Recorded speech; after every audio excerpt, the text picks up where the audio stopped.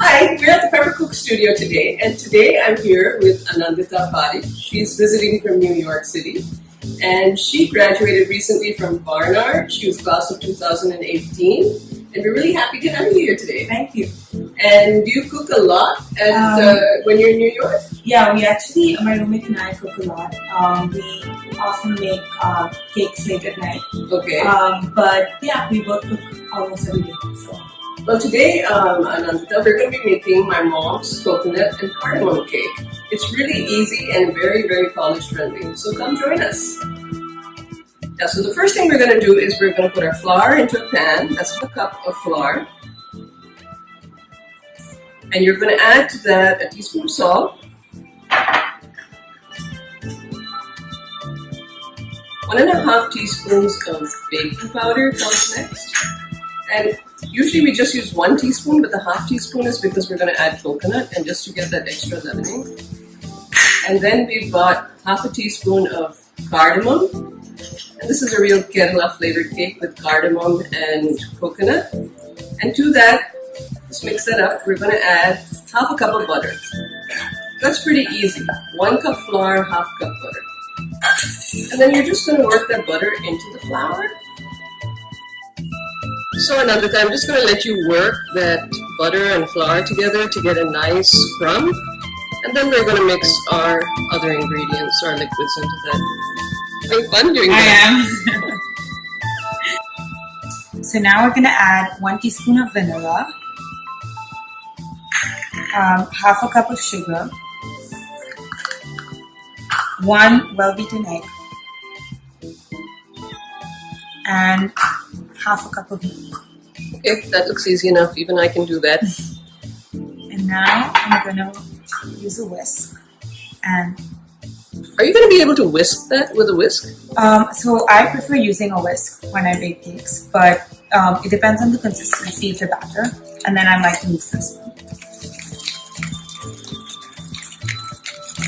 This smells so good. Yeah, I think it's the vanilla. The vanilla and is it's pretty also awesome. the cardamom.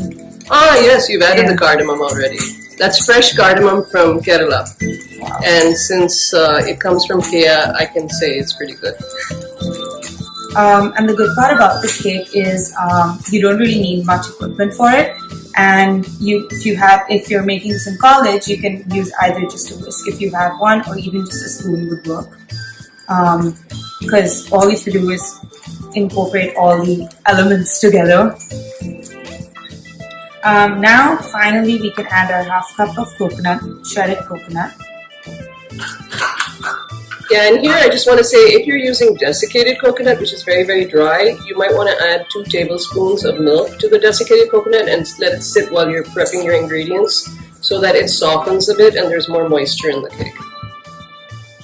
You could actually use any fruit instead of coconut. You just have to be careful because the moisture levels change. And just a quick tip, usually the way I go about baking cakes is I whisk in just one direction and don't, go clockwise and anti-clockwise.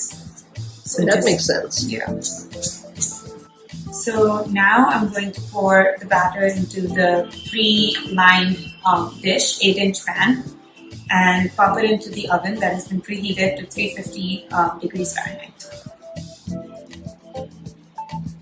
Good job. It really does smell good. The coconut cardamom combination is fabulous. Yeah. And the vanilla gives it a little sweetness.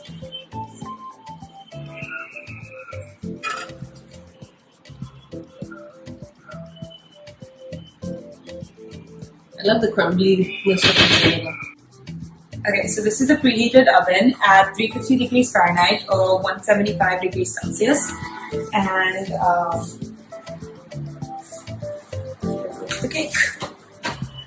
Ooh, this is so exciting. And it should be kept in for 25 to 30 minutes. And when 25 minutes are done, we'll put a little toothpick in to see if it's done. If not, keep it in for about 5 minutes more and remove it. Okay, thank you. Go. Ooh, your cake's done. That smells so good. Oh, it looks good. Can you take a look at that? Oh, lovely.